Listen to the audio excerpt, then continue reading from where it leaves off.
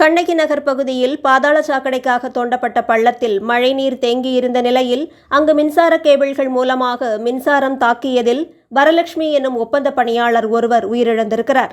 இந்த பகுதிக்கு சென்ற அமைச்சர் திரு மா சுப்பிரமணியம் அவர்கள் அவரது குடும்பத்திற்கு நிதியுதவி வழங்கியிருக்கிறார். மேலும் வரலட்சுமியின் 2 குழந்தைகளுக்கு திமுகவே படிப்பு செலவை ஏற்றுக்கொள்ளும் என்றும் அவரது கணவருக்கு மாற்றுத்திறனாளியாக இருப்பதால் எளிதாக செய்யக்கூடிய வேலை வழங்கப்படும் எனவும் அமைச்சர் தெரிவித்திருக்கிறார். கண்ணகி நகர் பகுதியில் மின்சார கேபிள்கள் தாழ்வாக செல்வது குறித்து பொதுமக்கள் பலமுறை புகார் அளித்தும் புகாரை கண்டுகொள்ளாமல் இருந்ததால் இந்த நிலை ஏற்பட்டிருப்பதாக பொதுமக்கள் தெரிவித்துள்ளனர்.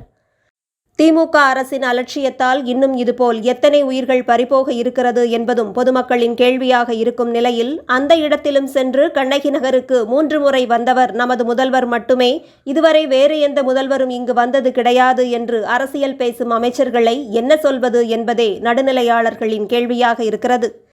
வகையில் உத்தரவிட்டு தமிழ்நாடு மின்சார வாரியத்தின் சார்பில் ரூபாய் 10 லட்சமும் இந்த தூய்மை பணியை மேற்கொள்ளுகிற ஒப்பந்தக்காரர்களான உட்வாசர் அந்த அமைப்பின் சார்பில் 10 லட்சமும் ஆக 20 லட்சம் ரூபாய் உடனடியாக நிவாரணமாக வழங்கிட வேண்டும் என்று உத்தரவிட்டு 20 லட்சம் ரூபாயை மறைந்த மரியாதைக்குரிய சகோதரி வரலட்சுமியின் கணவர் திரு ஜி ரவி அவர்களிடத்தில் ஒப்படைக்கப்பட்டிருக்கிறது.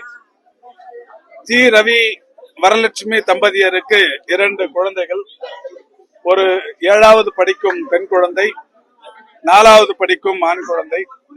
இந்த 2 பேரும் தனியார் பள்ளி ஒன்றில் படித்துக் கொண்டிருக்கிறார்கள். ரவிக்கும் அவருடைய குடும்பத்தாருக்கும் சென்னை தெற்கு திராவிட முன்னேற்ற கழகத்தின் சார்பிலும் சோழிங்கநல்லூர் தொகுதி சட்டமன்ற தொகுதி திமுகவின் சார்பிலும் அவருடைய எதிர்கால படிப்பு செலவை கட்சி ஏற்றுக்கொள்ளும் என்று அறிவித்திருக்கிறோம்.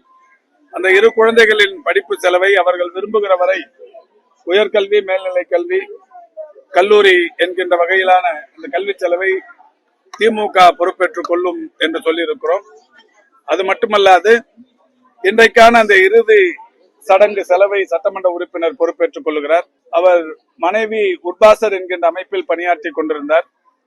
அவர் ரவி அவர்கள் வேலை இல்லாமல் இருந்த சூழலில் அந்த ரவிக்கும் உட்பாசர் நிர்வாகத்தில் ஒரு லகுவான வேலையை, கடினமான வேலையை அவருக்கு செய்வது கஷ்டம். எனவே ஒரு சூப்பர்வைசர் போன்ற ஒரு லகுவான வேலை ஒன்று தர வேண்டும் என்று சொல்லியிருக்கிறோம். அந்த நிர்வாகமும் மாநகராட்சியின் துணை ஆணையர் அவர்களுடைய வேண்டுகோளினை ஏற்று அந்த நிர்வாகமும் ஒப்புக்கொண்டிருக்கிறது. அவர் இந்த சடங்கெல்லாம் முடித்ததற்கு பிறகு உட்பாசர் நிர்வாகத்தில் ஒரு சூப்பர்வைசர் போன்ற அந்த பணியில் அமர்த்தப்படவிருக்கிறார்.